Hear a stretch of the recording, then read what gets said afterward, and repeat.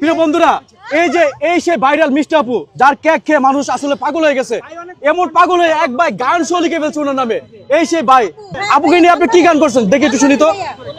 আমার মন বসে না ঘরেতে, তাই তো এলাম কেক খেতে, মিষ্টি আপুর টেবিলে, মিষ্টি আপুর টেবিলে। আবার এই টেবিলেতে এসে আমি কেক খেলাম আমার মন ভরে, কেক খেলাম আমার মন ভরে, কেক খেলাম আমার মন ভরে।